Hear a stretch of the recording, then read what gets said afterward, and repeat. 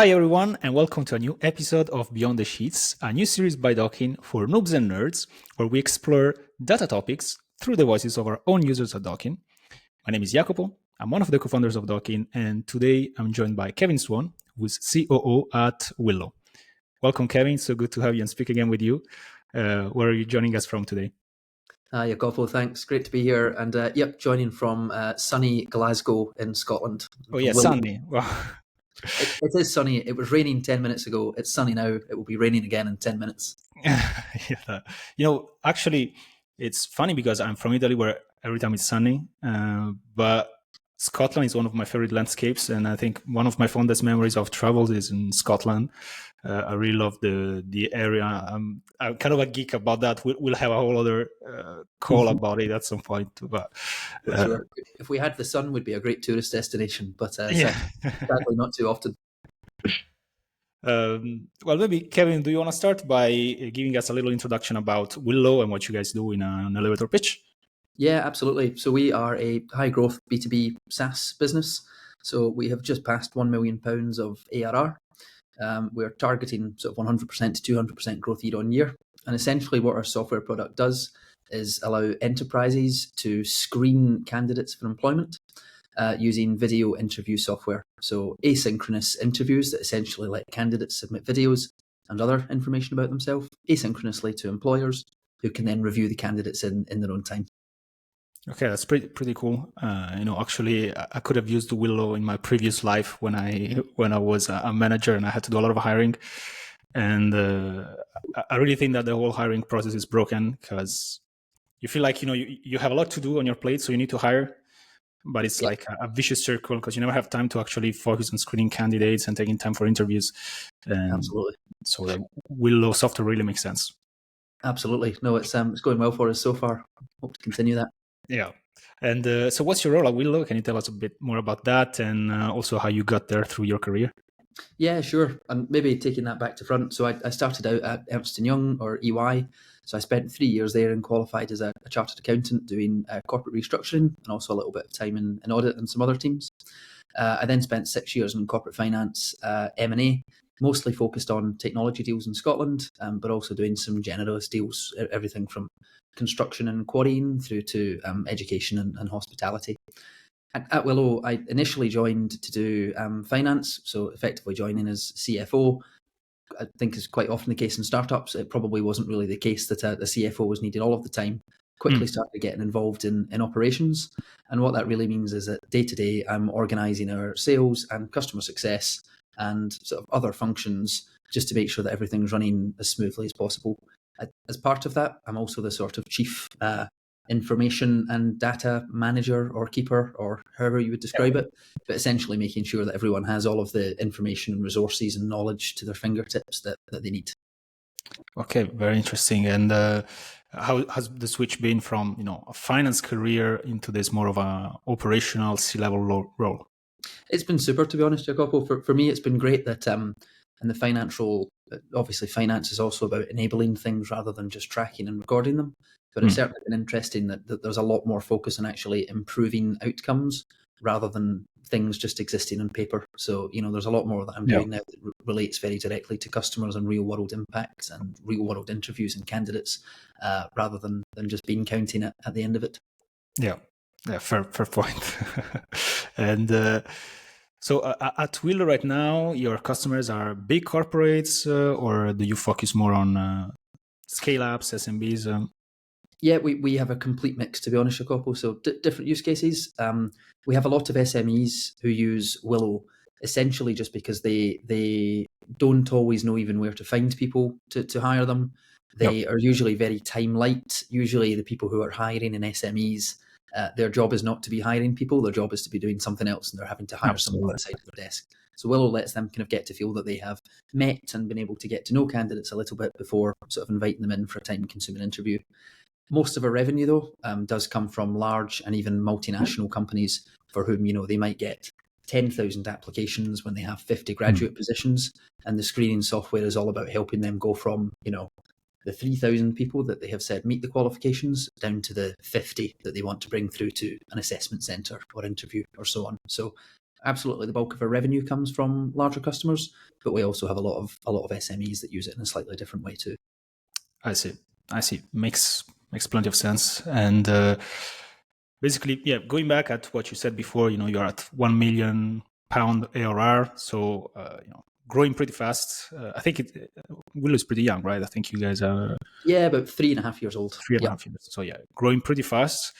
And what would you say are the data challenges at companies like Willo, and more specifically Willo? I think more than anything, Jacopo, it's the fact that when we are choosing systems, we are choosing them for their primary use case or their primary functionality operationally in the business. So for example, when we're choosing our CRM and we use HubSpot, we're not necessarily thinking at the point we decide to use that as a startup how that will relate to other data systems. When we're using Xero, for example, for our management accounts, we're using Google Suite for various things. I think our biggest issue in data is just that most of it doesn't talk to each other. So it's extremely useful that, these information sources now capture extraordinary amounts of information, but they don't really link together. And they aren't always, I think most of these systems, they want you to do all of your work in the system, which is fine if you're only working in that system. It's no use at all if you actually, you need to know the profitability and margin of customers, just not the total sale of them, or the volume of activity they've been doing, the amount of hiring they've been doing through Willo, for example, which might live in a database. I think that the main challenge for us there is just the fact that none of them talk to each other. And, as a result, it means that there's lots of data rather than useful information. That's a great way of putting this problem up. And I think that, I come from finance as well. And that's exactly my experience. What I lived in my previous experience was really what you mentioned, that you have all of these systems that want you to work in their own system, but at the end, you have just a bunch of data. You're unable to gather information from that. You always end up making an Excel extract, and turns out that data is not communicating between different systems, different teams. Yeah. And that becomes a real problem when you want to make actual decisions that have an impact for your business.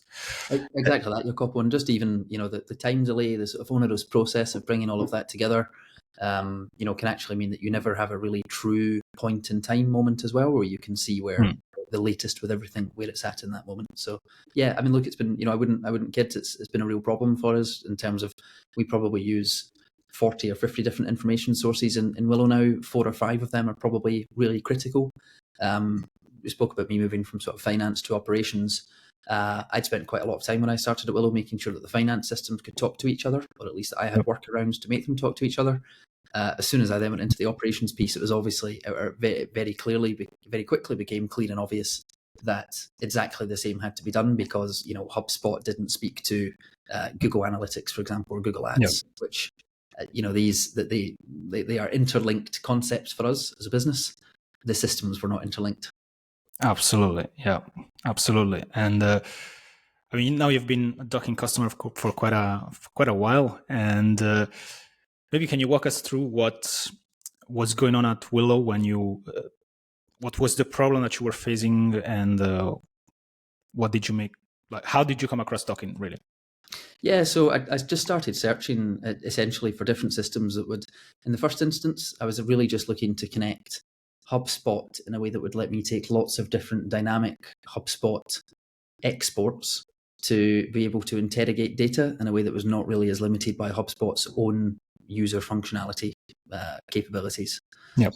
Quite quickly, though, when I came across Dokin and started using it, it became pretty clear quite quickly to me that I wasn't just going to be able to use that to run individual queries on HubSpot in a more efficient way.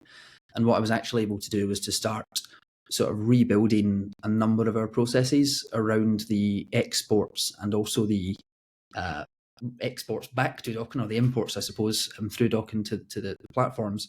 So that we actually then, as I say, initially we were just using HubSpot and taking data into Sheets and analyzing that. Now we've actually managed to get it set up so that every single morning I'm running a call with all of our sales reps. Every piece of information from HubSpot is brought into Dokin, automatically updated in Google Sheets. It's live. But as we were running through that, if a sales rep tells me, we need to push the date back, or actually that's not going to close on this date, we can just be updating the CRM live. But the critical thing is that you could do that in HubSpot, but you couldn't do that in HubSpot while also pulling in relevant information from other sources. So, for example, we can then also compare that to, well, what channel did this customer come through? What was the Google Ad spend channel? What was the customer acquisition cost? And you just have this more dynamic information flow where, we're able to link all of the data that we want to help make decisions on, in these cases, it could be on pricing or prioritization or anything else, but essentially letting us do it all in one place rather than having to jump between different systems, which, to be honest, it's not even a case of that would be cumbersome. It wouldn't even be possible because of the nature of the data.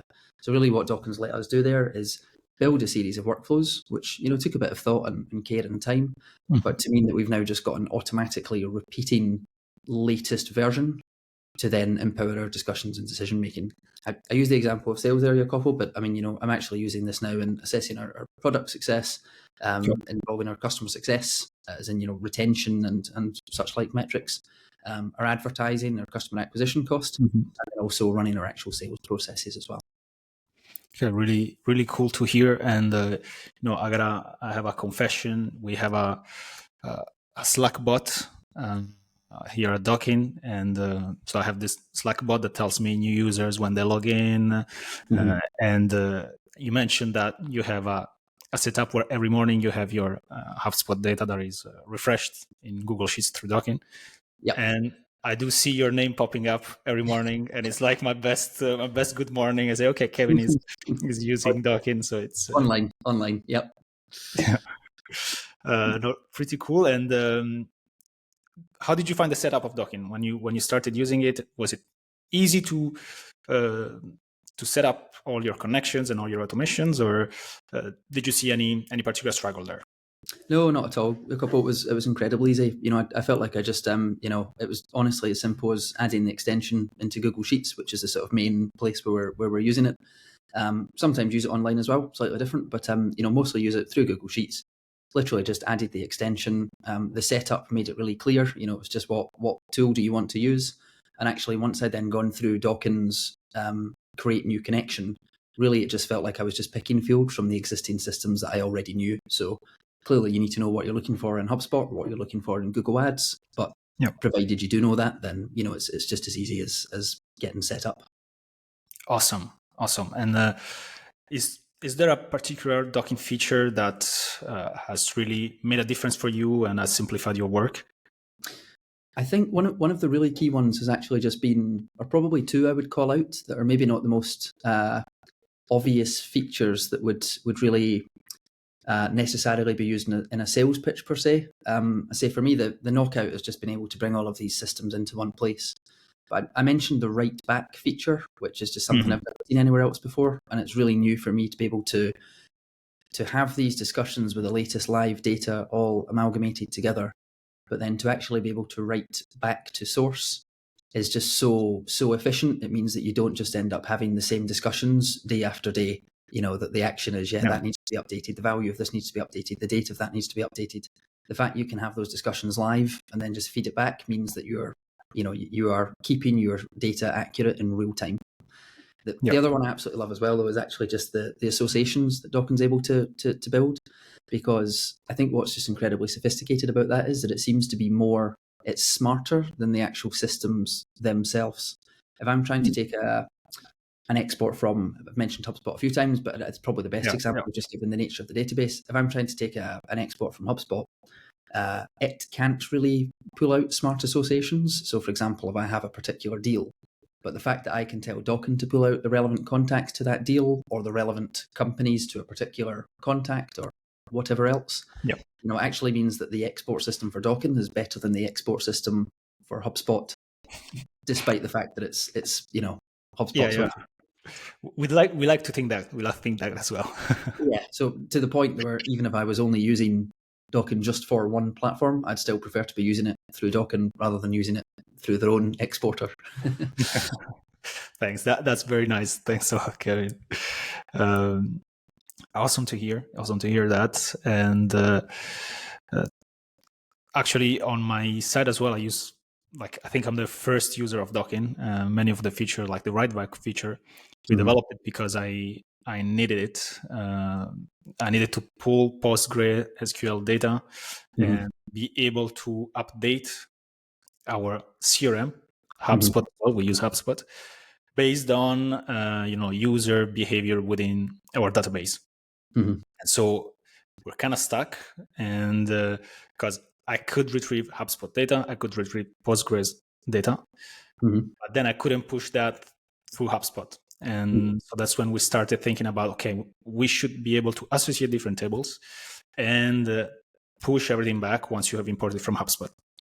So that's what we did, and it's really something that I use myself every day, and I do think it's the coolest feature as well. And I'd say completely unique as well, Jacopo. We checked out quite a lot of different pieces, and probably it wasn't the single thing that made me decide to go with Dokin, but it's one of the things I'm gladdest that I'm now able to do and wouldn't give up being able to do. Awesome, appreciate that. And so going back to Willo, right now, what would you say are your main challenges as a company, and how do you see the future going forward? I think for us, there's probably two big things. One of them is just the fact that we're obviously, we through what we're doing, we are kind of disrupting the market in terms of, us and other similar providers of the software we provide are trying to change how people do recruitment rather than simply offering them something better to do what they're already doing in an improved way. So for us, bringing the market with us and sort of leading that movement is going to be one really key challenge. I think the other for me is just the fact that we do, just with the startup and lean culture that we've got, we do try to run quite an efficient sort of operating model. And for me, continuing to just maximize the capacity of the team without having to result in anyone being overworked is going to be super important. So the management of information, for sure, the management of processes, ensuring that everyone's set up for success and focusing on the things that really matter most is going to be one of the biggest challenges for us as a company, but for me in my role in particular. So, always looking for sort of new and better tools to invest in that help us get more, not just from our people, but for our people. I see. And, there's this way of saying that, for bootstrap founders, getting to the first million is harder. Do you think that is that actually true, or do things get harder after the first million of ARR, like you are right now? I think it definitely makes it easier to do business once that 1 million ARR, just because it's amazing how quickly potential customers take comfort in your technical and commercial credibility when they know you're at that scale. Investors and lenders and who knows, even acquirers, I think do just set more stock by that. So there's certainly an element of comfort there. What I would say is that as you add to the denominator, your growth rates are always going to be, more challenging to sustain, simply because 100% of £1 million, if you want that sort of growth year on year, is a lot more than 100% of £500,000 where we were at 1 year ago. So, I feel like it will be easier for us to do business going forward. It will be harder to maintain the same growth rates, but that's our target. Absolutely. And maybe if you had some piece of recommendation for companies or founders that are your stage, especially when it comes down to managing data. Yeah, absolutely. To be honest, Jacopo, it's probably something that I wish I'd had more understanding of just how important that would have been maybe a year ago, just before starting at Willo. It was something that, as I say, I come in with quite a focus on, was improved data and information processes, but probably was focused too much just on the finance piece. I'd say at any stage of a startup or scale up or larger organization indeed, but pausing to take stock, not simply asking what data do we currently have, what do we currently use, and what can we do with it, but really just sort of pausing to say, what are we trying to achieve here?